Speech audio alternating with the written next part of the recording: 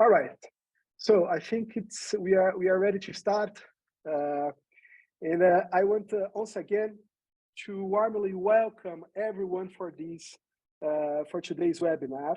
My name is Marcio Galeato. I am a co-director of MHPSS.net, connecting from São Paulo, Brazil. And I'm really excited today to be kicking off this webinar series called This Much I Know. Practitioners reflecting on community-based mental health and psychosocial support. This big expression, but with so many powerful and timely elements coming back to our field so strongly, and this is so great. This series is part of a project called MHPSS Design Lab pilot project, which is a collaboration between MHPSS.net, TPO Nepal, UNICEF, GIZ, and BMZ. And our goal with those webinars is really to foster a dialogue that supports organizations in designing community-based MHPSS interventions that can really cater to the unique needs and circumstances of those affected by crisis. Today, we begin this journey with a conversation with two fantastic persons in our field, Ken Ondoro, which is a key figure in our MHPSS community. And this conversation will be hosted actually by my dear colleague, Mike Wessel, which is a respected and really well-known authority in this field of forced migration, mental health and psychosocial support, health. And just to do a very brief introduction to Mike, Mike is a professor at Columbia University. He's a really well-renowned psychosocial and child protection practitioner, and he has conducted extensive research on the impact of war and political violence on children, and has played a significant role in developing community-based programs to assist people affected by armed conflicts and social environmental disaster as well. I have a personal admiration for Mike. A lot of what I do and what I learn, I really owe to what Mike has been over his life, also researching and speaking, and is a life testimony of so many things that we in our field have of very good aspect. And I'm very honored to be part of this webinar today, facilitating this conversation. Well, this series aims to provide exactly insights from the experience of Mike and Ken, and inspire a more tailored and context-specific MHPSS intervention. So let's begin without further delays, and please join me in welcoming Mike Wessel and Ken Ondoro to this inaugural webinar of our series. Thank you all for being here, and I hand over to you, Mike, for making this to the context that this conversation is coming, and also to introducing Ken.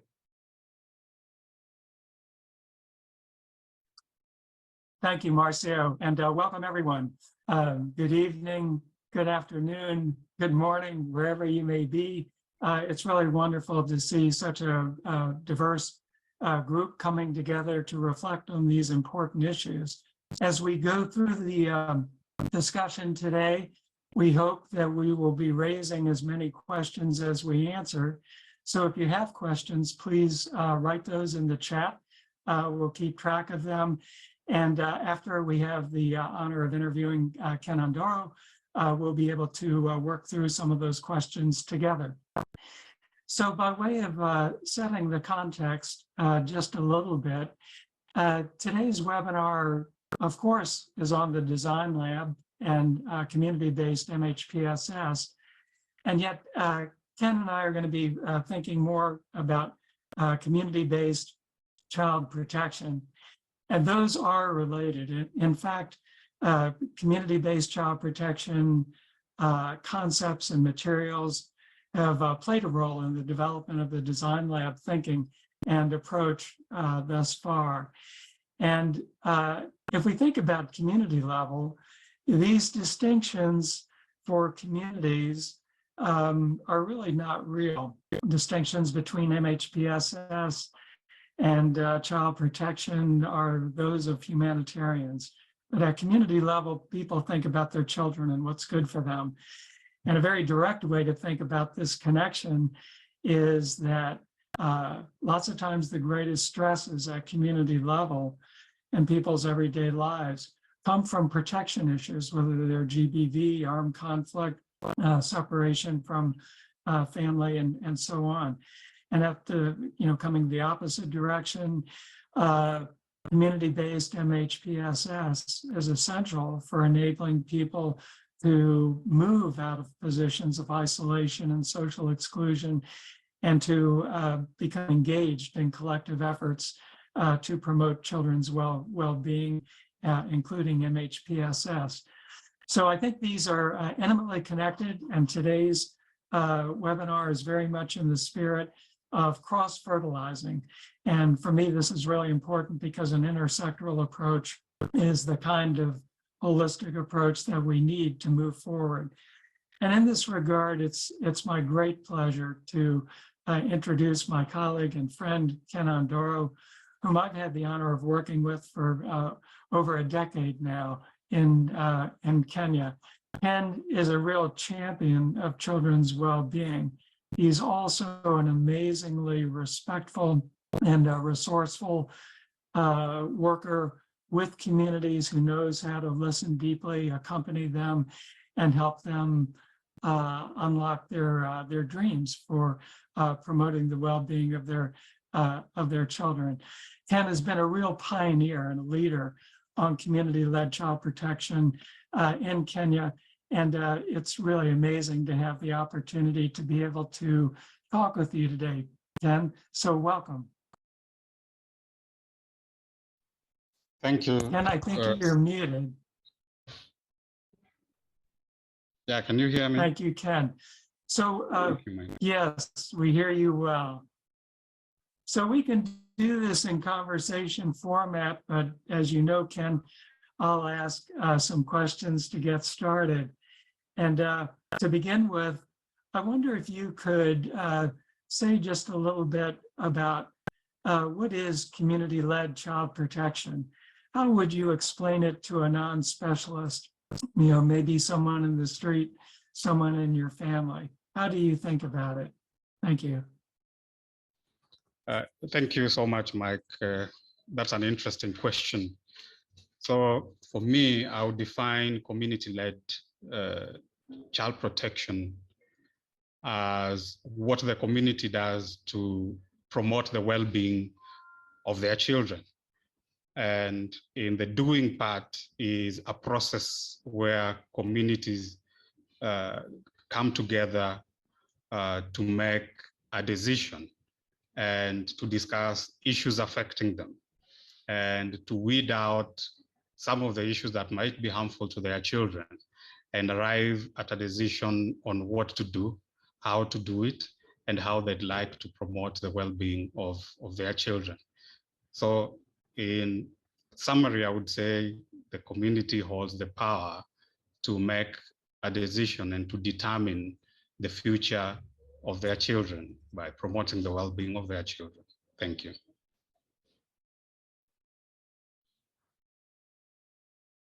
Thank you, Ken. I mean, one way of putting it is what you've described is a process in which the community is in the driver's seat, in contrast to the more typical approach of having outside experts lead the process. So maybe we can try to make this a little more tangible and real. Let me ask you to please give us an example from your own experience of community-led child protection. And if you would, as you do that, please tell us a bit both about the process and the outcomes for both child protection and MHPSS. Thank you. Thank you. So I think I'll give an example of the process that I was part of here in Kilifi. I'm actually connecting from Kilifi County in Kenya. So in that process, the process started by us as external people going into the community and trying to learn from the community about the harms to children and about what the community perceived as harms to children, understanding what are the systems in place, both informal and formal systems at the community level, and how the two were connected. And so what happened is that we spent a lot of time living with the community and in the community just to understand their everyday lives and to understand in their own perspective, what are the harms to children. Then the community decided to have a dialogue, to sit down, have a dialogue process where they decided on one particular harm to address. And I might say here that they came together and decided, but it was a very, very long process that took almost a year to just facilitate the community to decide on one harm to address. And through that process, the community ensured that everyone in that community was included in that discussion. And so they ensured that the disabled who were not attending meetings were included in that discussion. They ensured that young girls who are naturally not part and parcel of any community process, any community discussion, were part and parcel of that discussion. They also ensured that the elderly who are naturally not attending meetings in that community were part and parcel of that discussion. And then they settled on one harm to address, which was early sexual debut. And having decided on one harm to address, then they decided on the activities that, according to them, would then help in addressing that particular harm, which is early sexual debut. And so what happened is that the community together made a decision that they would like to divide themselves into different subgroups and have a discussion for a certain period of time, and then they would come together again to, have a more communal discussion. And so what happened is that parents, adult men and adult women had their own groupings and they had a discussion. Girls, young girls, had their own groups where they had a discussion. Boys the same, young men and young women the same. At the end of it all, parents decided that they will have a discussion to address some of the underlying causes of early sexual debut that they identified alongside choosing the harm. Girls were extremely active and extremely instrumental in those activities. Girls decided that they will have sessions to discuss issues that are affecting them. They decided that they'll have a football team where they will meet and play and discuss issues affecting them. Girls decided that they will, in that group, then they will support each other through challenges. They will support each other to go to school. They will support each other in terms of giving advice and sharing challenges. Boys the same.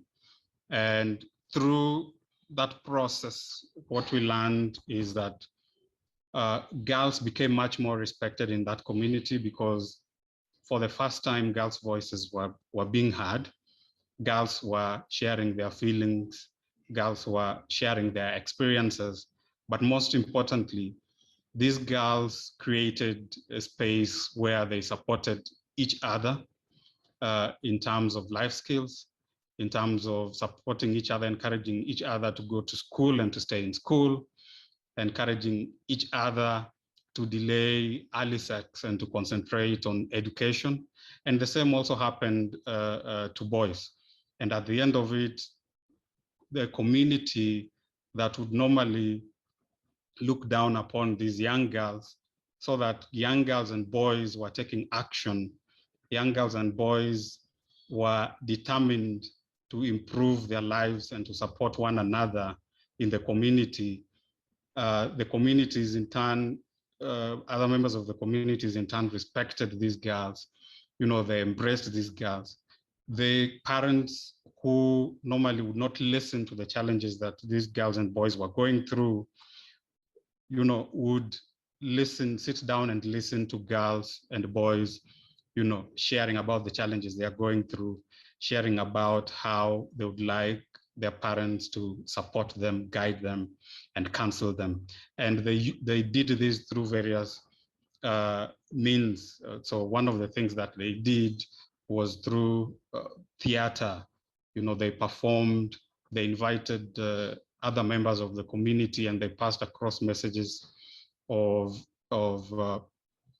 child well-being. They talked about issues of early sex. They talked about issues of early pregnancies. They talked about issues of transactional sex. They talked about issues of girls being out of school, and encouraged the communities to support both boys and girls. At the end of it all, I think evidence has shown that when we did an evaluation, there was a significant decrease in terms of issues of early pregnancies, early sex, but most importantly, in the county where we work in, even the county government was able to recognize the efforts of these communities and are now using these communities as a model for the county to be able to influence other villages or other communities within the county to more or less do the same thing, but also, for example, picking one of the village elders where the project was implemented to support other villages in the same process. Thank you. I know it's a long answer, but I hope I've answered your question. Back to you, Mike. Thank you. Thank you, Ken. It's a really dynamic and powerful example of what communities can do on their own with the aid of some facilitation. I wondered if you could just comment, you mentioned the protection outcomes. Could you say just a word about what you saw as some of the psychosocial benefits for the girls and the community members? Sure, Mike. So what I can say is that girls in that community, first and foremost, there was a space for girls in the community to open up and have a discussion amongst themselves. And in that regard, these girls supported one another. Girls became vulnerable in that their small group, and they shared, experiences, challenges, difficult times that they were going through, issues to do with sex, issues to do with transactional sex, issues to do with exploitation with regards to issues of sanitary towels. And so that provided a space for girls to share their challenges, their experiences, their difficult times, which was never there before the community started this process. And in that group also of girls, they supported each other. So for example, a girl would come to that group with a challenge that she's going through, and other girls would offer support to her. So it could be just offering emotional support. Sometimes it could be, identifying other people in the community that could support that girl. And I mentioned that they really, really supported each other in that group to ensure that girls stayed in school, to ensure that every girl was given a space to speak. Every girl was given an opportunity to share their challenges and be supported. And most importantly, they talked about issues that they've never talked about before. And that opening up and sharing of problems, as well as sharing of solutions, I think had a positive impact on these girls. Thank you, Mike. Thank you, Ken, for that. This is a wonderful example of the power of peer support, which I think we all recognize more than a bit from our own experience during the COVID era, what happens when that peer support is weakened or limited. And in community-based work, the term is used in different ways. By community-based, sometimes people mean a program maybe started by an NGO with a community that is basically led by outside experts. The communities involved and may participate, but often they participate more as beneficiaries. And the process you've described it is more community-led in the sense that the community people themselves make the key decisions and drive it. And I'm wondering, what could you please tell us what you see as the main advantages of this more community-led approach of the kind that you just described with regard to Kalifi? Thank you.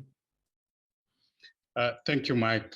I will talk about three things. One of the things is about ownership, that the community owning the process, owning the activities, owning the decisions, owning the resources that they have. And to communities, it is not an externally initiated process. Rather, it's a process that is part and parcel of that community.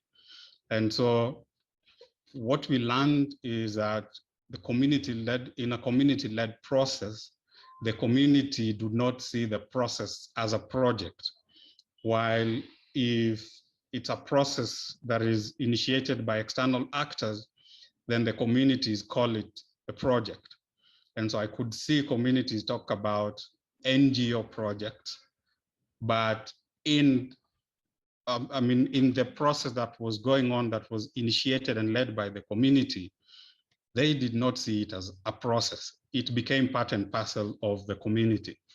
And once community getting to a point where they own the process, then it becomes sustainable. And so the sustainability aspect that I'm talking about here, it is not something that we did an evaluation, did an interview, and then some of the respondents talked about sustainability. I'm talking about a sustainability that I have observed for the last 3 years since we left the community. Just recently coming from the community after spending about 3-4 months not being there and going back and finding the community still engaged in the same activities, in the same processes that they initiated, but the neighboring villages was quite interesting. And so that's the level of sustainability I'm talking about. The other thing that I'd like to talk about is about the agency and dynamism of the girls. What happened is that in most of the projects I have seen, there's always an element of participation. But if you look at that element of participation, is always either, getting ideas from girls or boys, or creating a group within the community that would then be assigned certain activities in that community. But I'm talking about genuine participation by these girls, because these girls really, both girls and boys really work together in supporting each other, worked together in supporting their parents, and worked together in supporting community as a whole. And what we have observed is not only a reduction in early pregnancies or early sexual debut, but a true and meaningful agency, in terms of girls' participation, decision-making, and even respect by the community towards these girls and boys.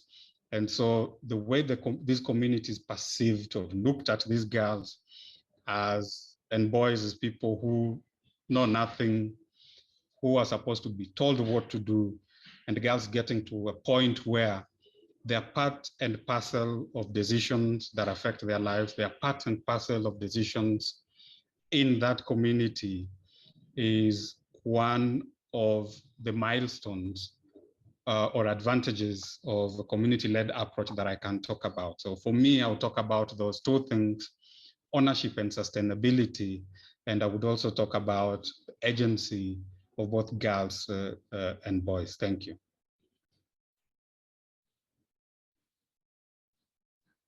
Thanks so much, Ken. And that agency is, of course, so crucial for psychosocial well-being.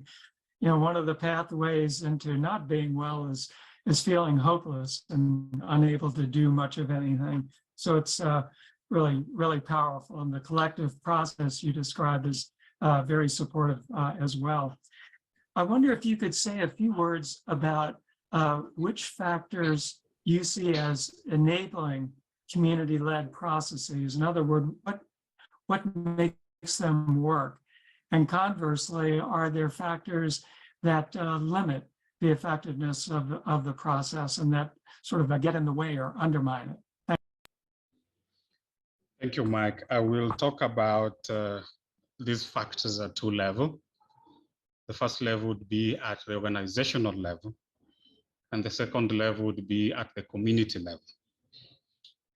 At the organizational level, I think organizations can limit or facilitate a community-led process.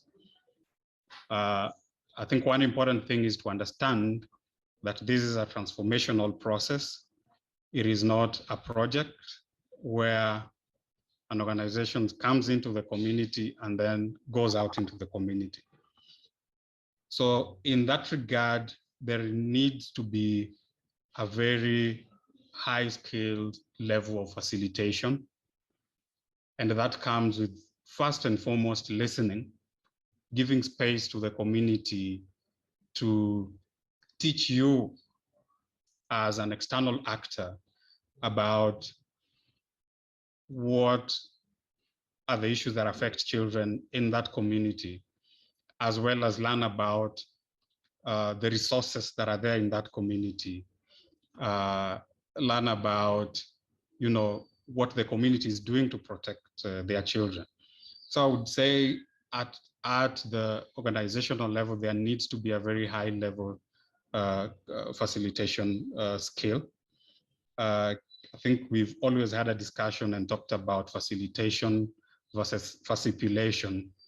Facilitation where you give the community space to determine their own destiny. You give the community power to determine their own destiny while ensuring inclusivity in the sense that every member of that community is given a chance and a space to be heard and to determine their own future. And we've always talked about facilitation where you facilitate with an intention. You already have a goal and you're trying to influence the community to take the direction that you want to take. At the community level, again, I think it is important for the community through the facilitation process to activate themselves. And activating themselves means that the communities come to a communal understanding that, yes, there are issues that affect children in this community. And number two, as a community, we have a collective responsibility to not only protect our children, but also to ensure that we promote our children's well-being, and community ensuring that as a community, we have the responsibility, we have the power, and we have the resources to make this come to a reality. So I'll talk about having shared goal as a community and communities being activated and facilitated to the level where they acknowledge that they have the power, they have the responsibility, and they do not depend on an NGO or on the government to come and protect their children. Rather, they are the people who have the responsibility of protecting their own children. So I would say at the community level is about that community activating themselves. Again, what can impede or bring about challenges to a community-led process is more or less exactly the opposite of what I've talked about. At the organization level, coming with the top-down approaches. And we are not saying these to say that top-down approaches are bad. We are just saying that if you're implementing a community-led process, then it is important to give the community space to make a decision and give the community power to determine their own future. And coupled with that, again, not listening to the community, facilitating the community and not encouraging inclusivity.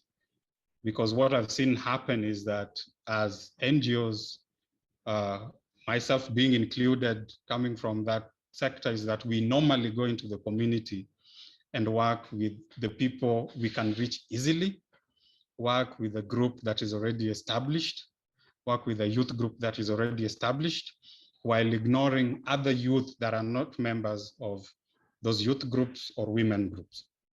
At the community level, also, I think coming in with the perception that community is a problem, that all abuses take place in the community, and therefore we need, as external actors, we need to fix the community, and not giving the community space to discuss about their issues and trying to bring to light some of the things that might harm children, and weeding those things out as a community, brings about challenges to a community-led process. And again, if the community is not activated to have a common goal that they have a responsibility to protect their own children, that they have the ultimate responsibility and not depending on the government or the NGO to protect their own children, then that will bring challenges to a community-led process. And it will water down the issues of ownership, and ultimately the issues of sustainability will not be there. Back to you, Mike. Thank you. Thank you, Ken. Ken, I would like to add to what you've said, that there are some structural barriers that I think we're all quite familiar with. I mean, one is that in the humanitarian arena, agencies typically require pre-planning of projects. And so one conducts an assessment, and based on the needs, then one designs a project. There's a log frame, there's a set timetable for delivery.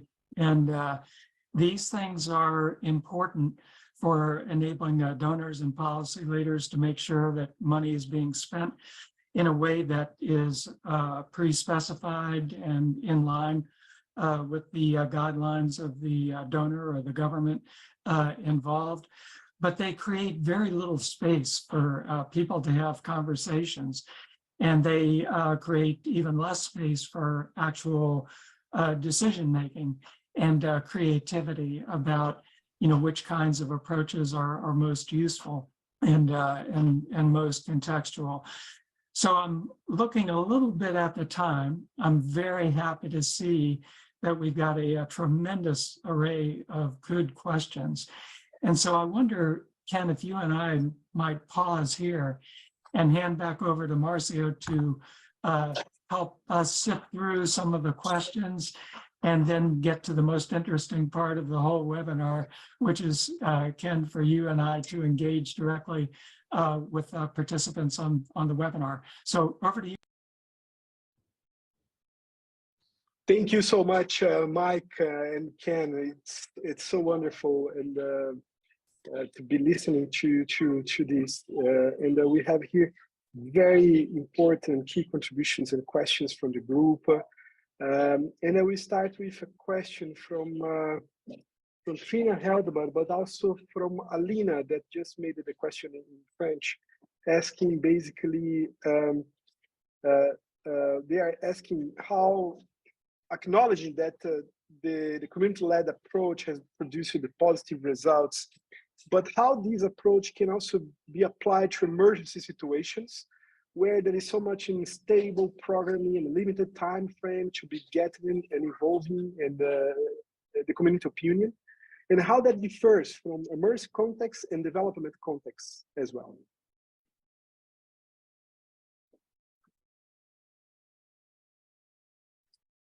And would you like to go first, or would you want me to go first? I think I'd like you to go first. Thank you. Okay, thank you for this important question. I mean, it's very much on everyone's mind.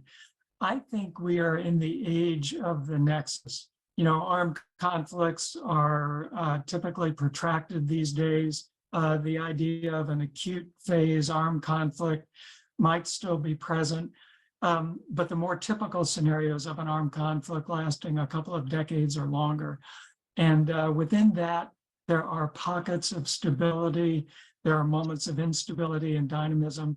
And I think it's quite correct to raise the question about when you're in a situation with lots of population movement and lots of dynamism, can you do a community-led approach? I'd like to emphasize that, you know, for me, if 1 million Rohingya refugees were pouring out of Myanmar, you know, into Bangladesh and had lack of access to basic survival materials, that's the time for a top-down approach. I mean, for me, top-down and bottom-up approaches are complementary. It's not an either-or.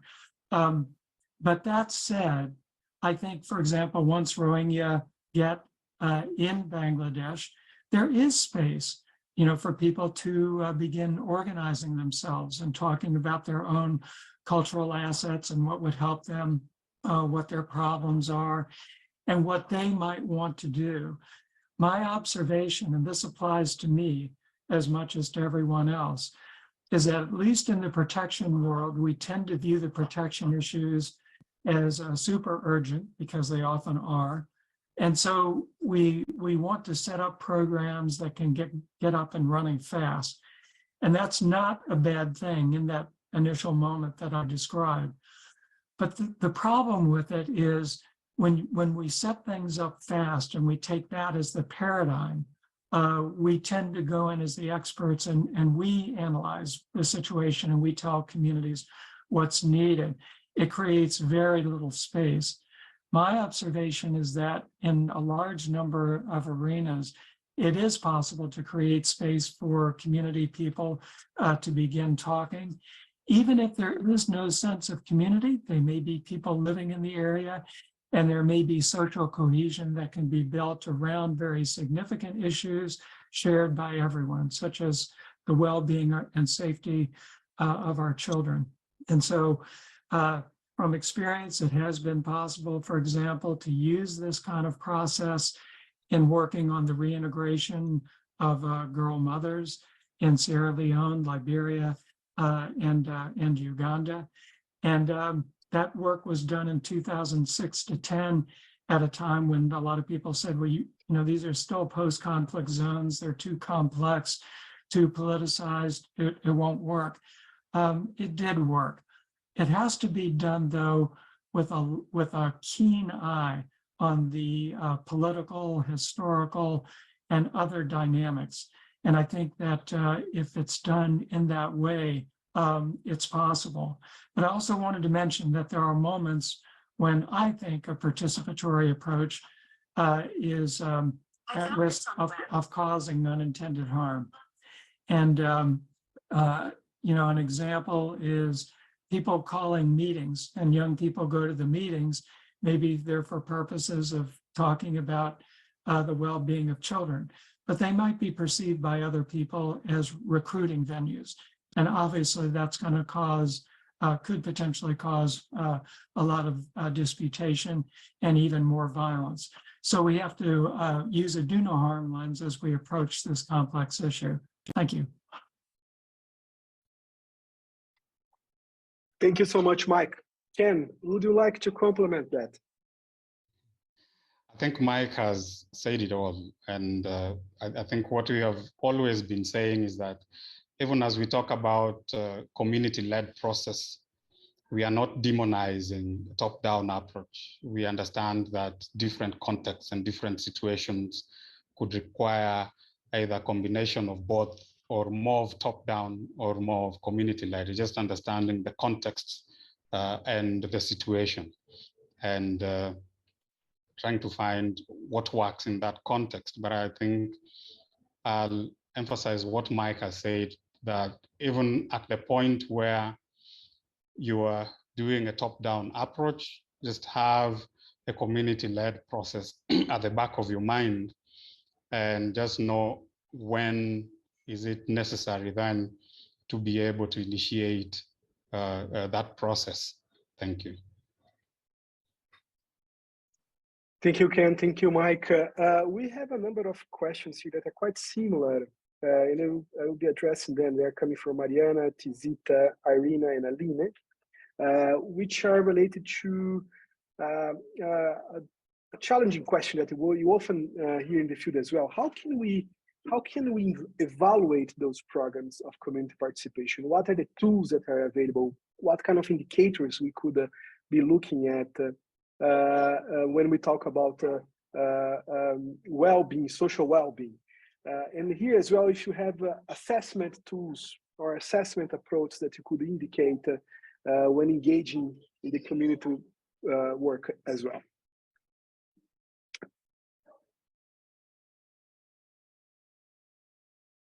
Ken, why don't you go first on this one? So I think I know where that question is coming from, because we are used to tools, we are used to showing outcomes either in terms of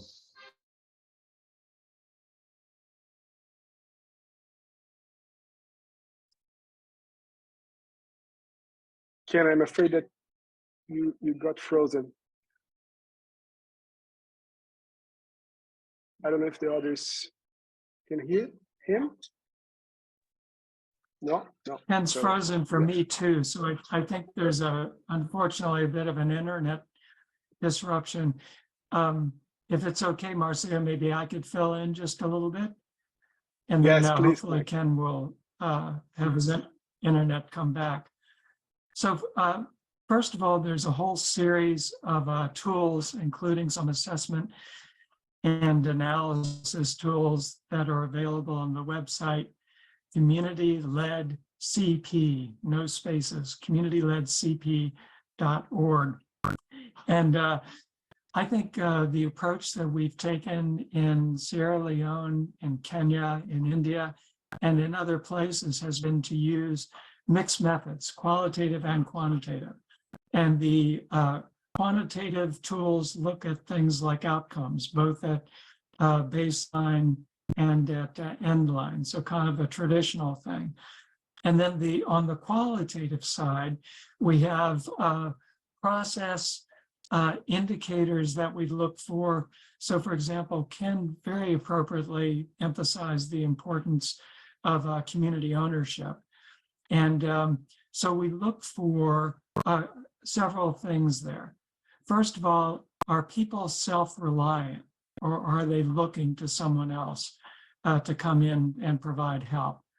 Secondly, do people identify the work as their own? How do they describe it? If you ask them to talk about their work, they'll use terms like we, ours, this is our approach based upon our concern and our caring for children. And that's quite different from what one typically hears in a more top-down process or a project. And then we look at inclusivity, because it doesn't make much sense to talk about community ownership if you're really only talking about a small number of people.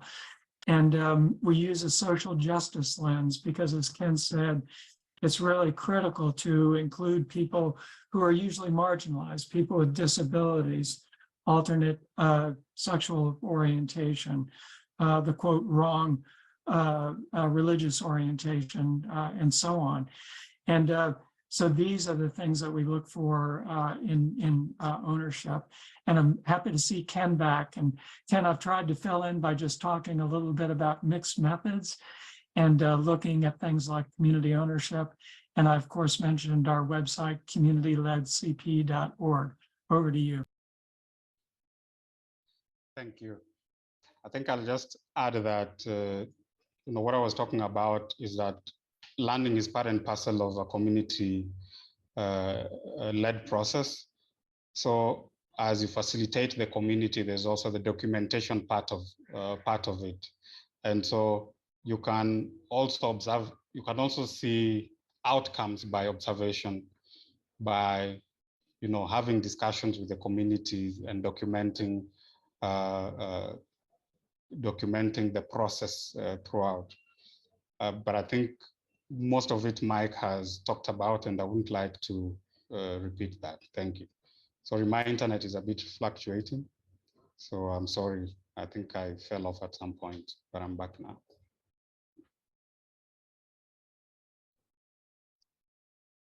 Thank you, Ken, and thank you, Mike. There is a question here with a follow-up of the same question, which is, when we are facilitating the empowerment of marginalized community members to engage in the process, it may also be perceived as intervening in the community-led process as well. In such a case, how can a balance happen to ensure it remains a genuinely community-led process? And also, a follow-up question from that is saying, in the process of enhancing agency and participation of girls within the community, were there any unexpected or potentially negative consequence that emerged from this process as well? Would you like to come for that, Ken? Sure, thank you, Marcio. I think talking about empowerment as well could be an external thing as opposed to being a community thing, because when we talk about community empowerment, we are looking at community as if they lack something that we are supposed to give them. And so to answer that question is that I think the process of facilitation is about helping the community to identify the challenges that they are going through. So for example, with regards to child protection, identifying the harms to children, as well as being able to identify the strengths and weaknesses that they have. So in terms of strengths, then they identify resources that they have, and resources can be human resources as well. We've worked with so many volunteers, including teachers, including life skills experts who have come in to support girls at no cost. But we've also had ordinary people in the community who have volunteered to support girls and boys in areas where they feel they have strengths. And boys and girls have been able to identify these people in the community. And weaknesses is about the community identifying some of the things that they will need support on. And then they also identify how they would like to be supported in that regard. And so, for example, in this community, the community wanted to be supported to learn about guiding and counseling their children. And so they identify an organization that they knew was doing that. And they sent me if I can go and engage with that organization. And they sent me because the organization is a bit far away from the community. And we are working in a very resource-scarce community.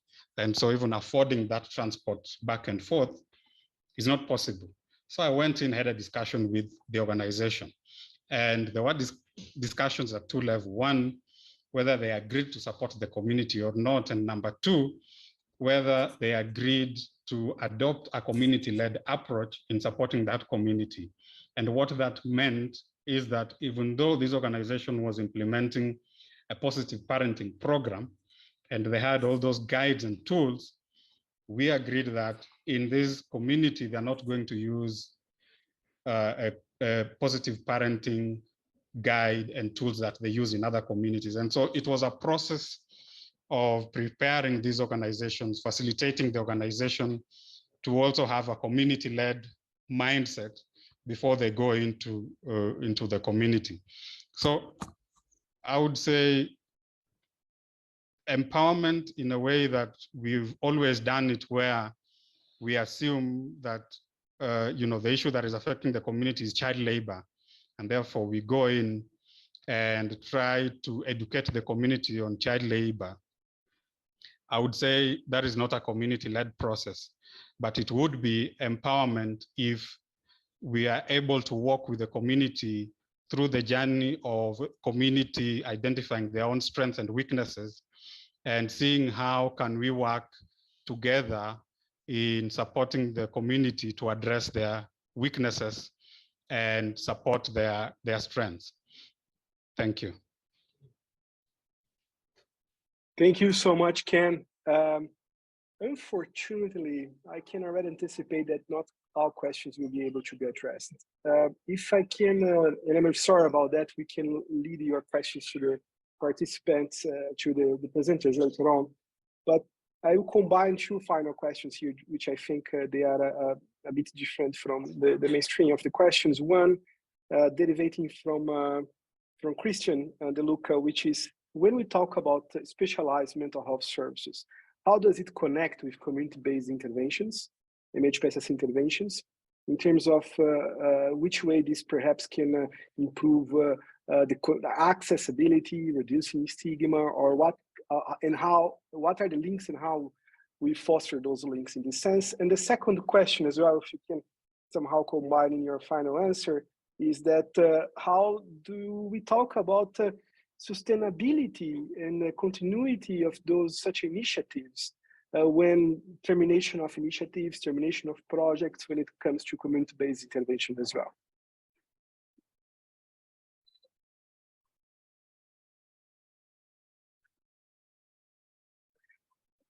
Ken, do you want to start? Mike, you can go first. I think, Mike, you can handle the first question, and then I'll handle the issue of sustainability and continuity. Thank you. Okay. No, thank you for these important questions.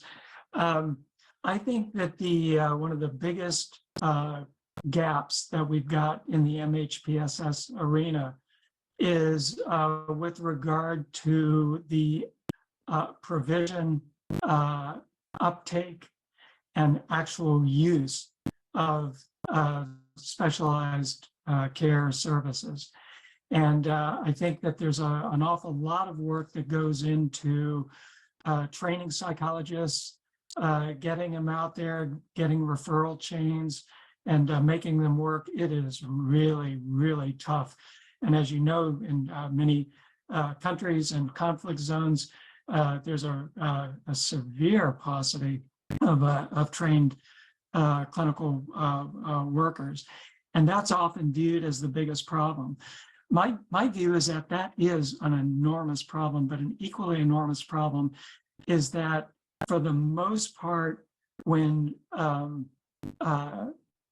attempts to establish specialized mental health care are done in a top-down way, many people at the local level are embarrassed because to use the word mental health means that you're crazy.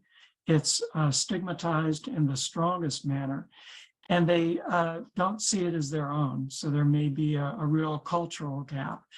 I think back to Angola, where there was a lot of work being done, good work being done on PTSD and healing. And yet it didn't take into account that the cultural malady that most people saw was haunting by the unavenged spirits of the people who had been killed. And so there needed to be spiritual intervention for that.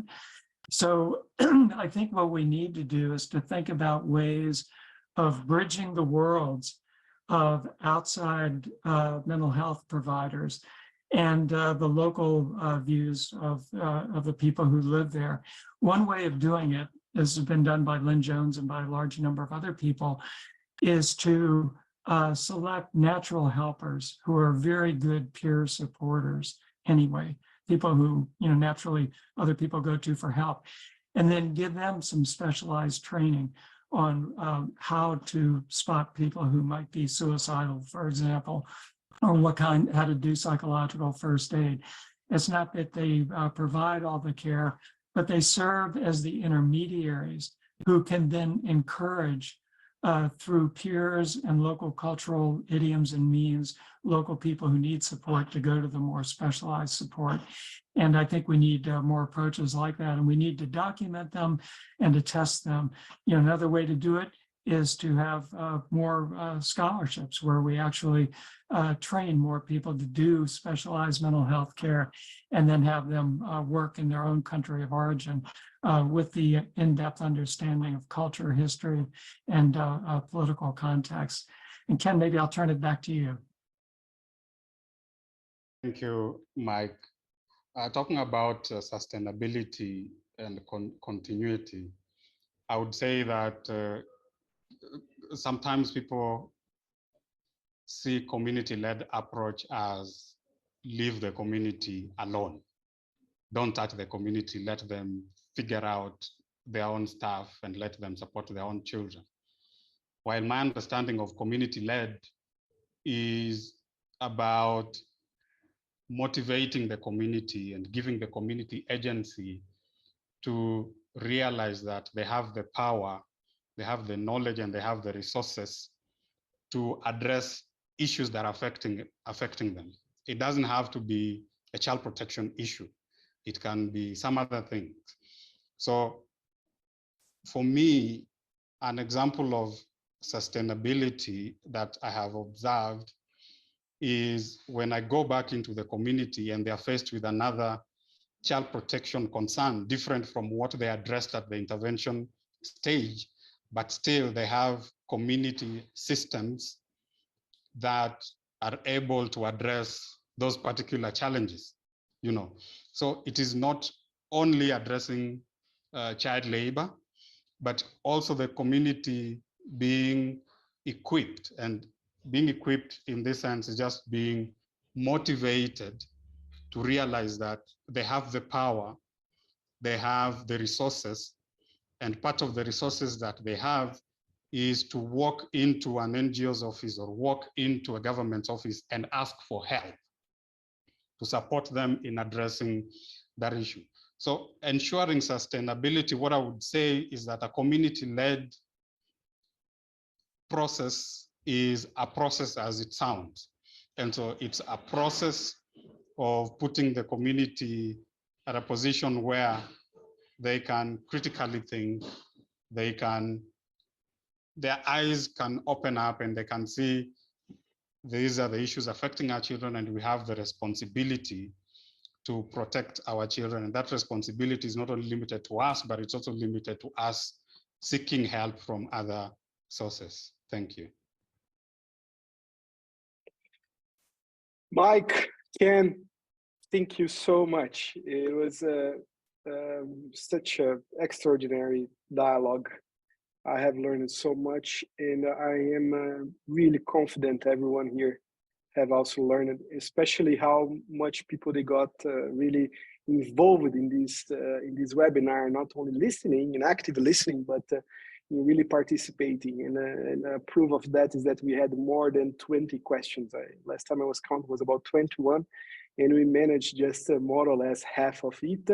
And I'm really sorry, everyone, for those questions that couldn't be addressed today.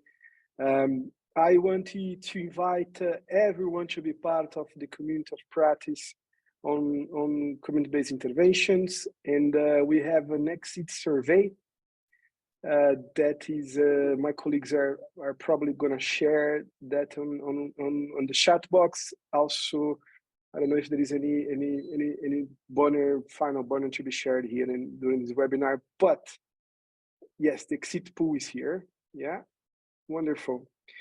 And listen, this conversation, as I said at the very beginning, is a series of talks. We had this brilliant start today, and we are going to have the next one next week, June 15th. We are going to have Moses, currently based in Juba, in South Sudan, and my dear colleague Rebecca, who we will be connecting from Liverpool. They are actually both of them today here, watching and participating in this webinar. Thank you so much, and thanks once again. Special thanks to you, Mike and Ken, for sharing all this lived experience here today. See you all next week. Thank you. Bye. Thank you, Marcio. Thanks, everyone.